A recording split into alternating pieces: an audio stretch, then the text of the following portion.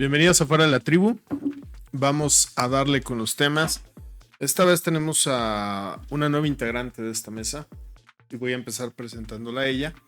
Se llama Miroslava, le decimos Miros, y es nuevo talento Fuera de la Tribu. ¿Cómo estás, Miros? Muy bien, ¿y ustedes? Estoy emocionada y con una responsabilidad bien grandota encima. Bienvenida. Por las mujeres que estuvieron, que estamos y que estarán en esta mesa. Totalmente. Eso, Muy bien. ¿Cómo estás, Saúl? Muy bien.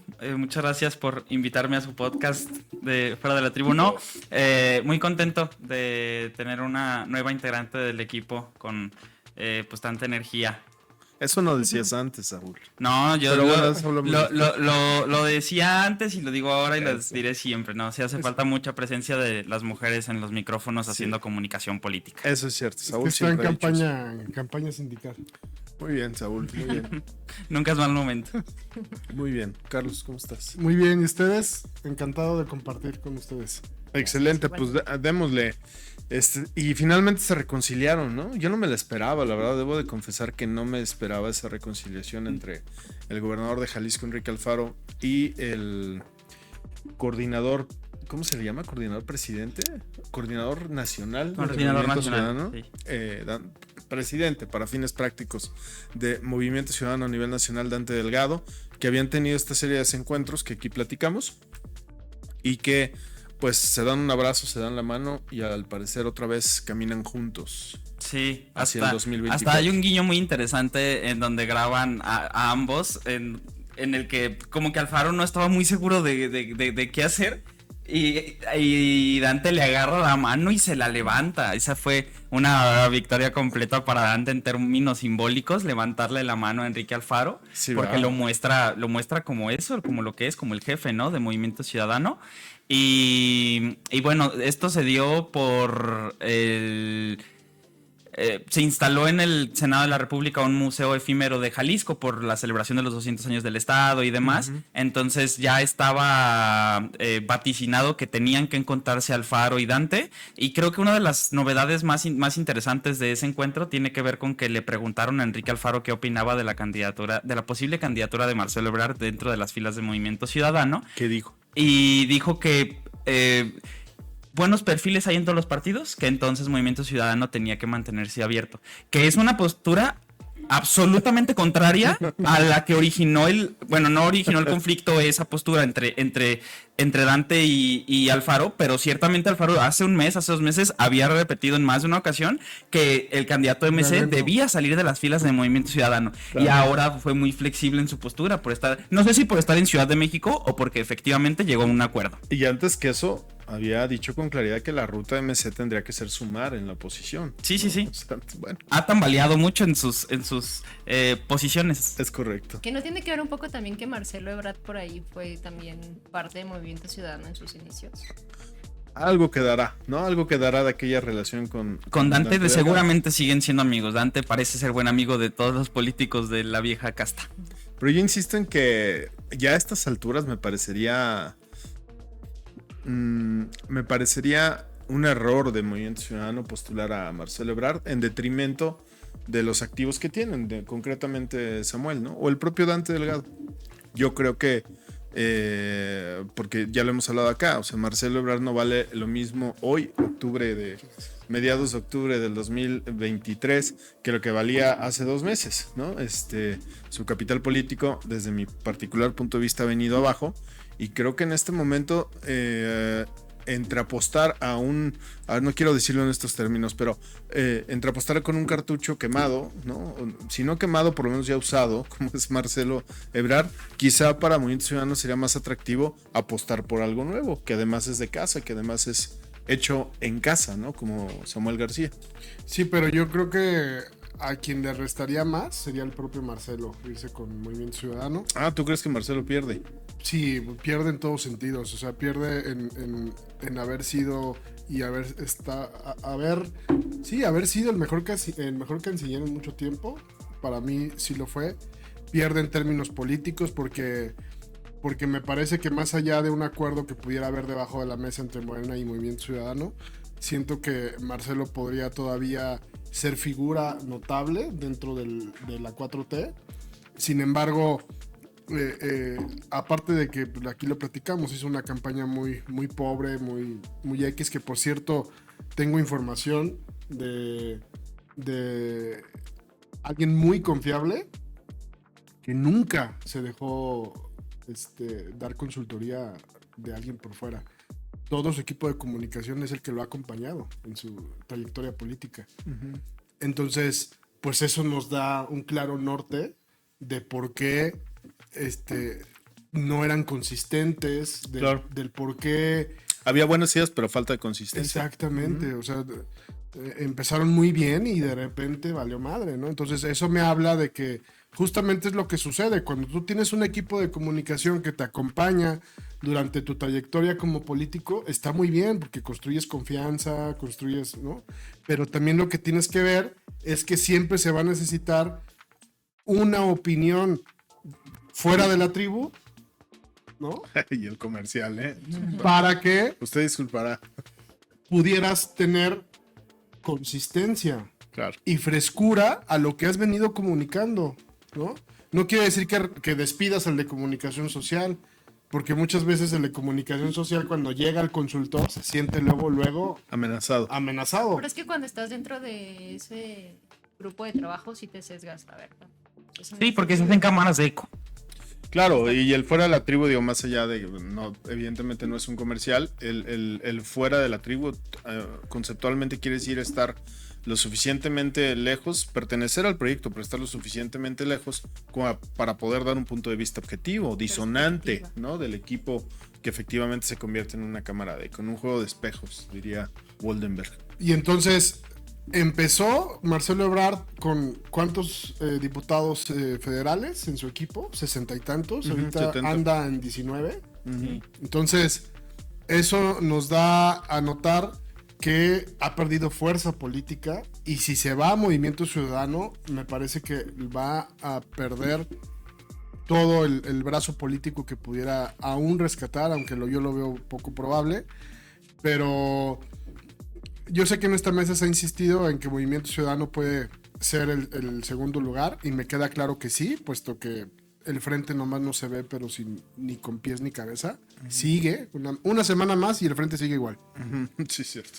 Entonces, puede suceder, pero también creo que el movimiento de Alfaro y Dante, siento que también hay algo que es muy importante hacer notar, que hay dos factores políticos que tuvieron mucho que ver para ese encuentro, que es Verónica Delgadillo, ¿no? Que es clara contendiente a Guadalajara, y Clemente Castañeda, ¿no? Ambos senadores, ambos alfaristas, pero ambos con mano derecha y mano izquierda, sobre todo Clemente, para poder generar esos encuentros en un clima de calma y tranquilidad política, ¿no?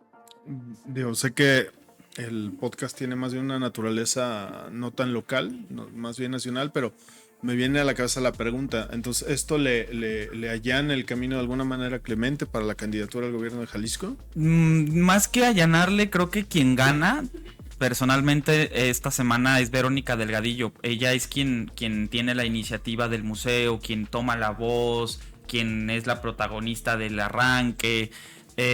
Y también se da en una coyuntura en donde... Porque la idea del museo es suya. Sí, tengo claro. entendido. O sea, Sí. como ella fue la anfitriona. Sí, y se da en una coyuntura en la que las comisiones en la que diversas comisiones del INE aprueban un dictamen, una propuesta que será votada por el Consejo General, que lo que propone es que de los 9 estados en los que hay contienda por la gubernatura en el próximo año, 5 sean mujeres, ¿no? Cada partido postula al menos 5 de las 9 candidaturas generales, pero más allá también lo que pone son consideraciones de competitividad. Además de poner el bloque de competitividad, pide alternancia respecto al género postulado en la elección anterior. O sea, si hay una serie de requisitos ahí que son de avanzada en términos de acciones afirmativas de representación de las mujeres, pero lo que hace entonces es que, creo yo, al menos en el contexto jalisciense, Verónica Delgadillo se apuntó un buen avance esta semana.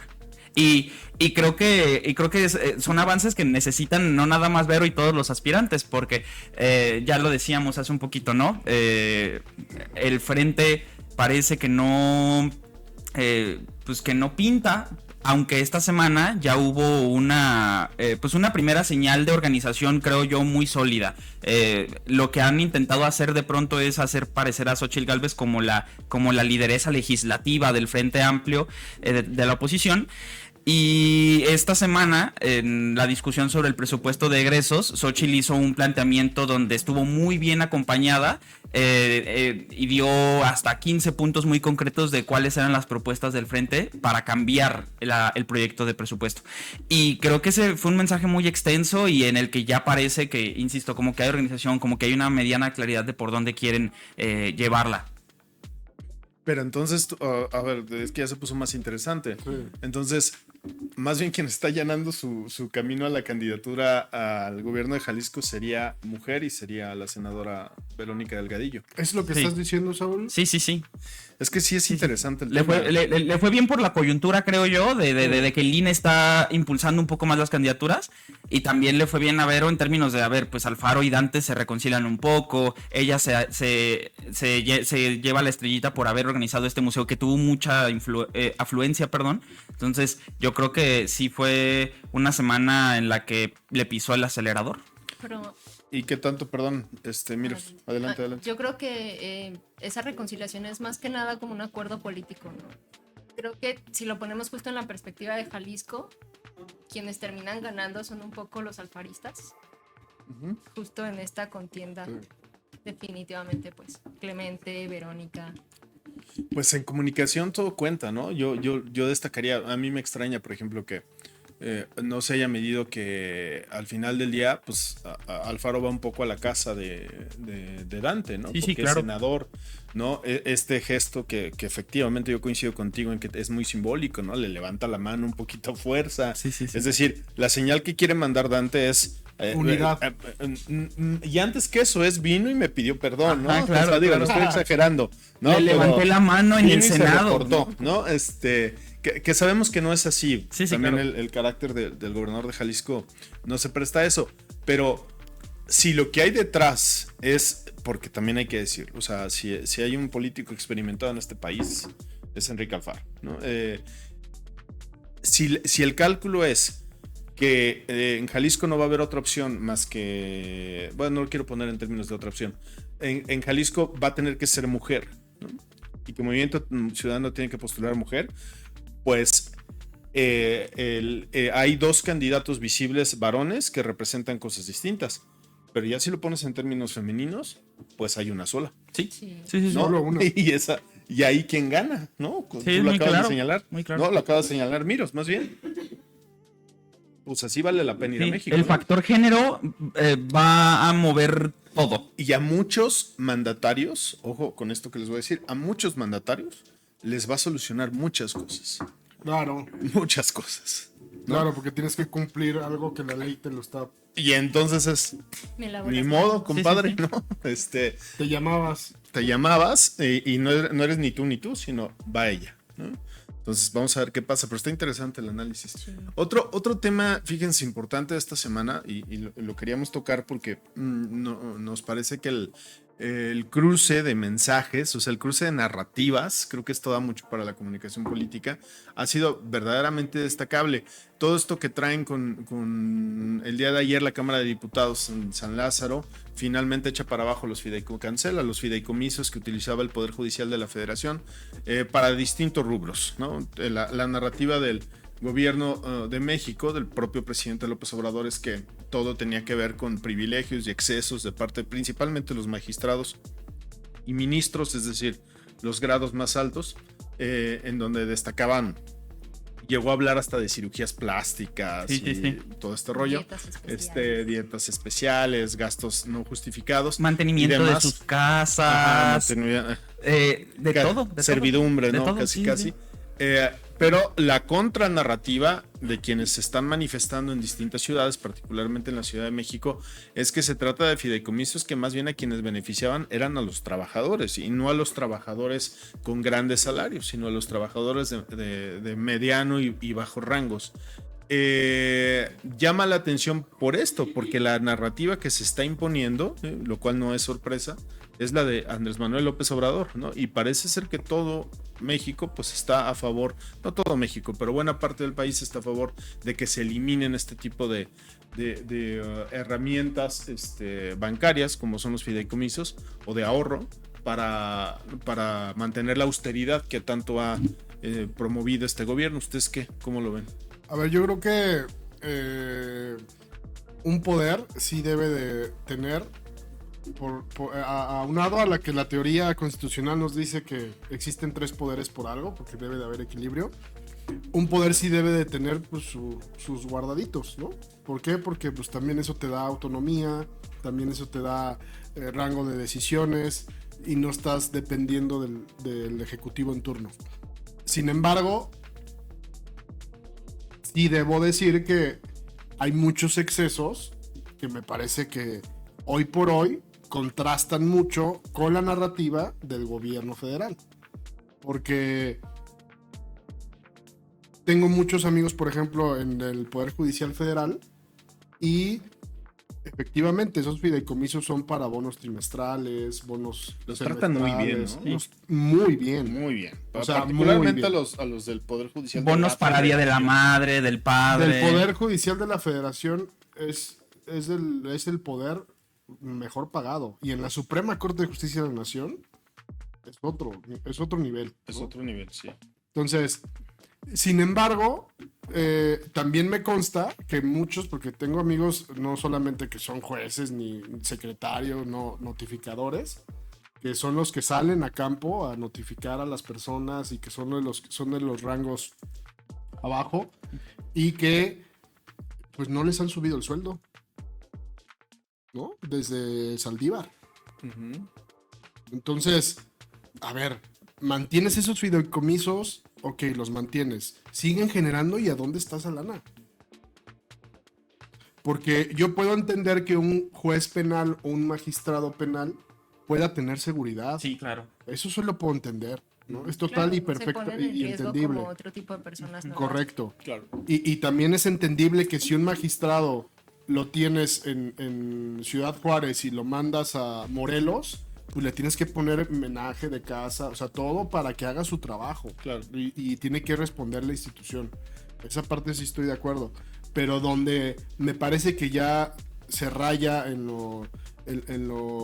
totalmente en lo absurdo, es los famosos bonos, los famosos, las cuestiones que sabemos que está de más, o sea, un seguro de gastos médicos para los ministros y para toda su estirpe, me parece ya un exceso. Sí, fíjense que ustedes no están para saberlo, pero en algún momento de mi vida estudié Derecho, ¿no? No acabé la carrera porque me fui a Comunicación, pero cuando estudiaba Derecho entré a...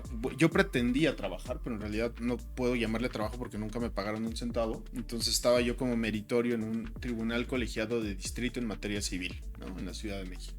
Ahí juntito de San Lázaro, por cierto. Y yo me daba cuenta, todos los que trabajan ahí, particularmente ya no se diga los secretarios proyectistas no, desde el oficial judicial. El propio magistrado, los oficiales judiciales, que era al puesto que yo aspiraba. Sí, digamos, que es como el de menor rango. Que es como el de menor rango.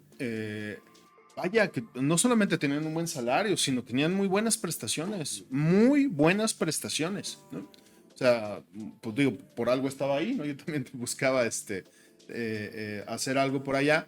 No se me dieron las cosas, pero sí pude ver esta parte.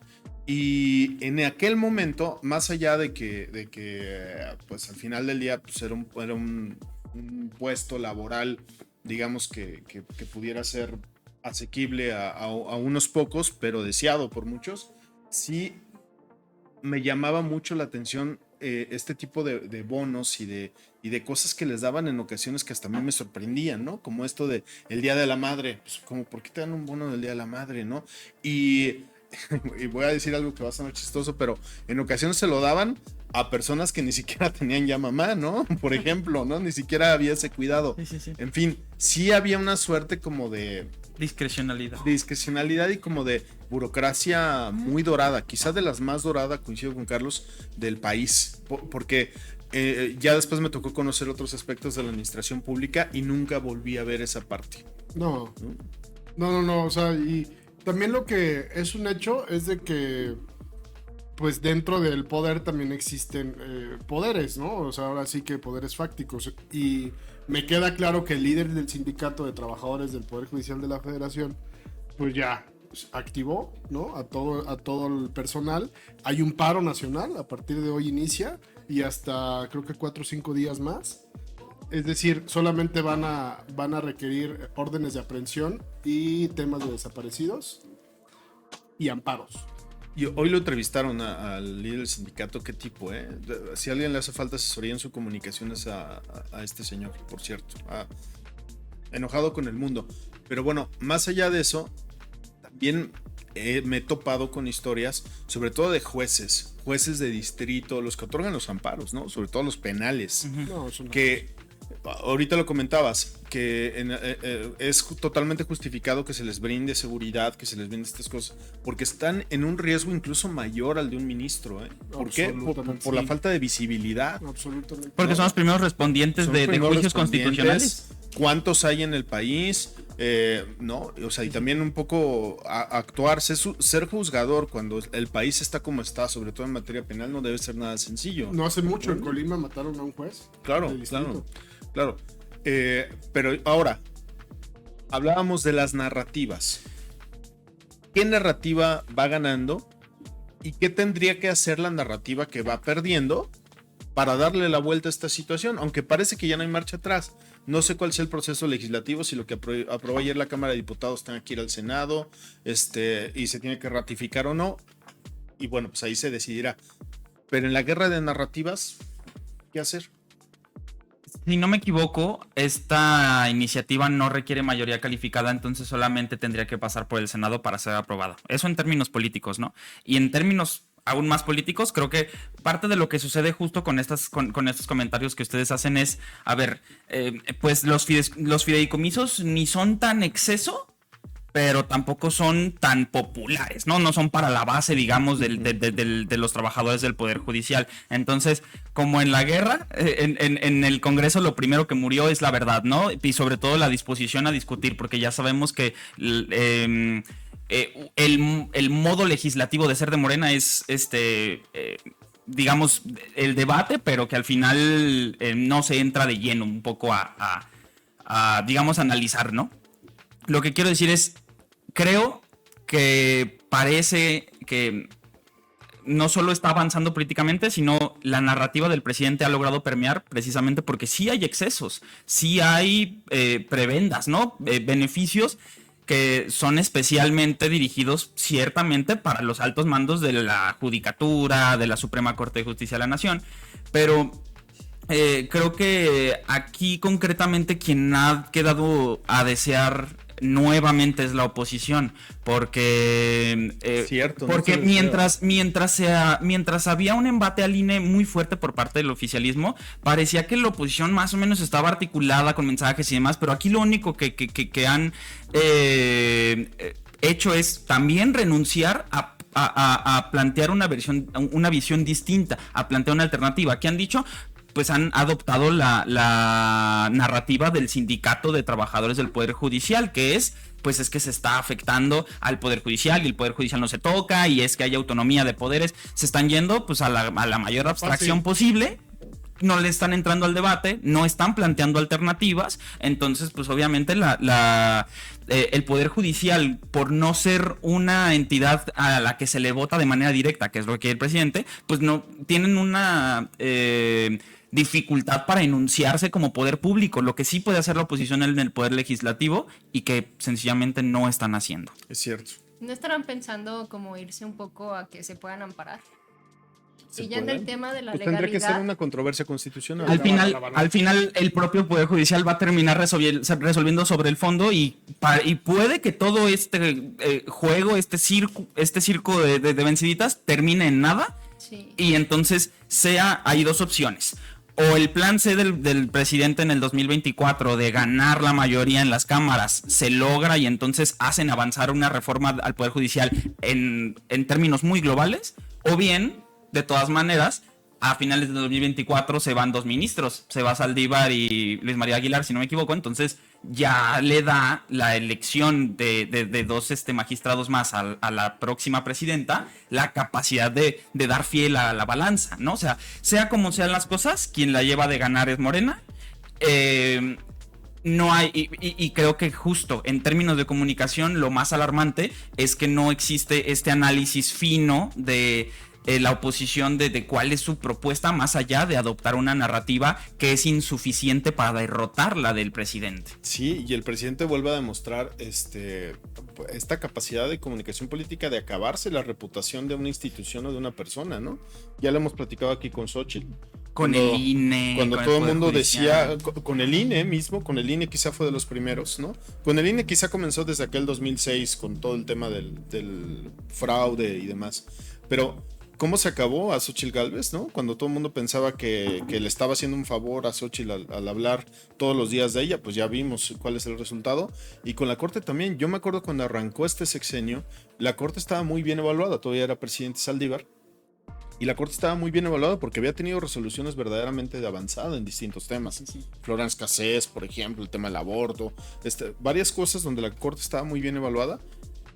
Pues ya se los acabó, ¿no? Hay que ver cómo salen las próximas encuestas que miden la reputación de las instituciones, pero seguramente que la Corte va a resentir particularmente esta embestida del presidente, ¿no? Y ahí es donde, por eso es que decimos que la comunicación hace la diferencia. Yo le recomendaría, si ahorita nos hablaran y nos dijeran, oye, necesitamos un manejo de crisis, yo recomendaría que se nombrara una vocería y se empezaron a contar las historias de los notificadores y de los oficiales judiciales, que la neta son, o sea, los notificadores luego trabajan a deshoras, ¿no? Y son gente que se han preparado toda su vida. Son gente que viene es un servicio de carrera. Judicial. Es un Claro, servicio el de Poder carrera. Judicial tiene servicio de carrera. Sí. Claro. Cosa que no tiene ningún otro poder, ¿eh? Uh-huh. Esa es la gran fortaleza de ese poder, ¿no? Claro. Que hay carrera judicial, que hay gente que inició desde abajo, ¿no? Que hay historias de familias donde acompañaban de chiquitos al papá y el papá se hizo juez y después él se metió de secretario, porque no quiere o sea, no está mal que trabajes en el mismo lugar donde trabaja tu papá, lo que está mal es de que estés ahí y no tengas la capacidad. Sí, claro. ¿No? Sin embargo, yo eso es lo que les recomendaría, porque sí, efectivamente, este güey es el líder sindical, la neta, pues no sé si parece más líder sindical o parece más papá regañón, ¿no? O sea, no siento que la representación no está de manera adecuada. Sí, y el tono. Luego los líderes sindicales son así sin agraviar a nuestro líder sindical. Saúl es el líder sindical aquí de Fuera de la Tribu.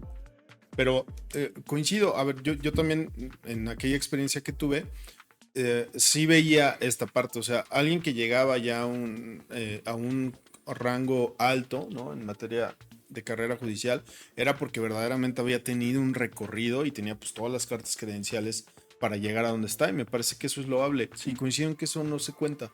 Y No, sí, no se sabe. claro, porque me parece que el Poder Judicial no tiene voz. A ver, no se puede entender el ejercicio del poder sin la disputa de la narrativa, ¿no? O sea, básicamente el comunicar. El Congreso, las fuerzas políticas del Congreso a su modo comunican, la presidencia del Congreso de alguna forma hace lo suyo. Y creo que quien logró un buen desempeño al frente del Poder Judicial que lo acercó a la gente, me parece que es el propio exministro, ¿cómo se llama?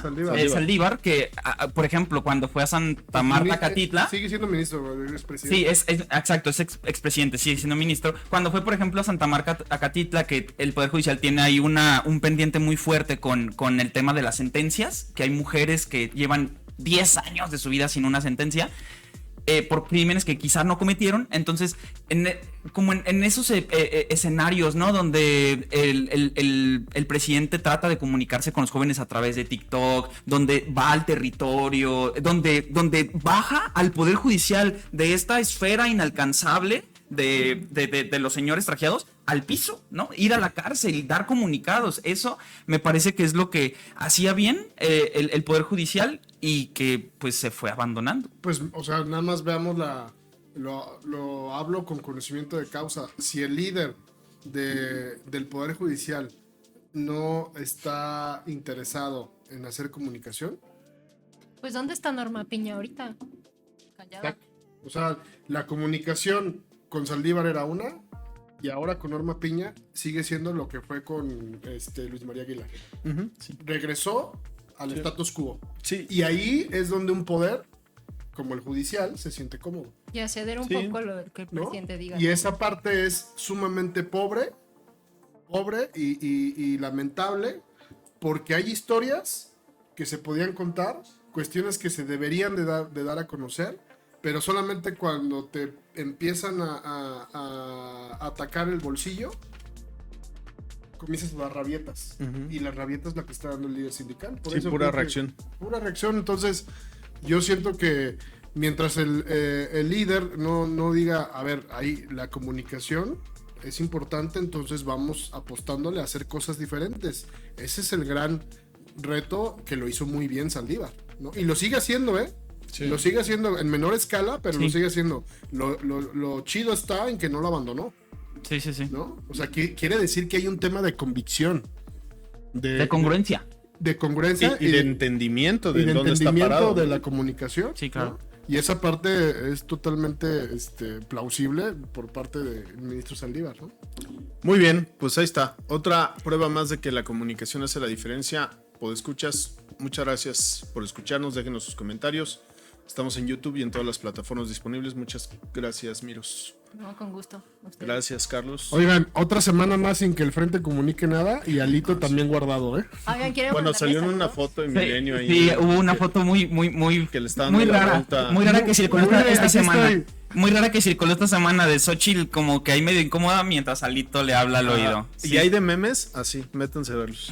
Muchos muy buenos. sacan muy buenas carcajadas. Gracias, Saúl. Quiero Gracias. mandarle saludos a Héctor, que no está aquí hoy. Luego me va Ah, a regañar así. gracias por prestarnos tu espacio, Héctor. Gracias, Héctor, por invitarnos.